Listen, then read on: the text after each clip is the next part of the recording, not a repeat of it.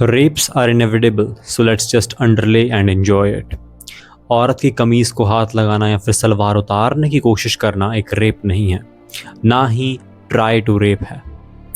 ये कहना मेरा नहीं है, ये कहना है इंडियन कोर्ट्स का और कुछ ऐसे जुडिशियल सर्वेंट्स का जो जनता की सेवा करते हैं। ये ऐसा कहा तो जाता है पर ऐसा असल में होता नहीं है।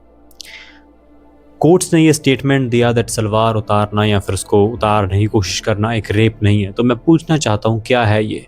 क्या एक जुडिशियल सर्वेंट, एक जज, एक कॉन्स्टिट्यूशन के रक्षक को ऐसी स्टेटमेंट्स या फिर ऐसे डिसीजंस लेने चाहिए? और क्या एक जुडिशियल सर्वेंट एक भरे पार्लियामेंट में ये कह सकता है कि rapes are just inevitable, let's underlay and enjoy it? भारत में हम औरत को देवी तो मान गए, पर अफसोस की बात है कि हम कभी उस औरत को इंसान नहीं मान पाए।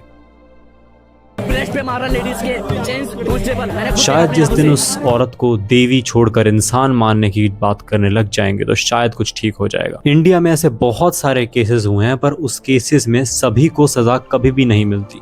रेपिस्ट खुलेआम घूम जाते हैं, तुम्हें पता है, आधे तो बाबा बन जाते हैं और आधे ऐसे ही छूट जाते हैं अपने पॉलिटिकल कनेक्शंस के थ्रू।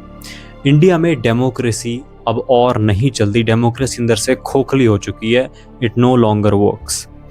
इस पे मैंने एक ये वाली वीडियो भी बनाई थी, देख सकते हो। अगर इंडिया में कोई एक पॉलिटिशियन है, एंड मैं किसी भी पॉलिटिकल पार्टी को सपोर्ट नहीं करता, ना ही मैं उसको कोई बहुत बड़ा फैन हूँ, पर विजय थालापति, उन्होंने एक बहुत अच्छा डिसीजन लिया था दैट हर एक वुमेन की सेफ्टी के लिए रात को 2 पुलिस ऑफिसर्स, अगर कोई वुमेन किसी सुनसान सड़क पर जा रही है तो उनको चेस करेंगे ताकि वो अपने घर तक जब तक पहुंच ना जाए। और हर एक रेप केस में जो अपराधी होगा उसे 24 घंटे में फांसी दी जाएगी।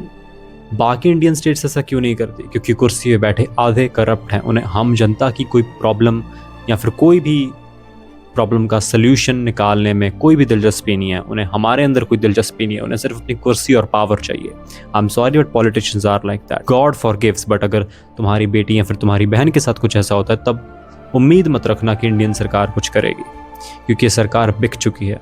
ये सरकार ऐसे नेताओं के हाथ में है जो रेप को एक जोक मानते हैं, ऐसे जजेस के हाथ में हैं जो सलवार उतारने को रेप कंसिडर ही नहीं करते। Yes, I think this generation is full of cockroaches. That's why we don't have respect.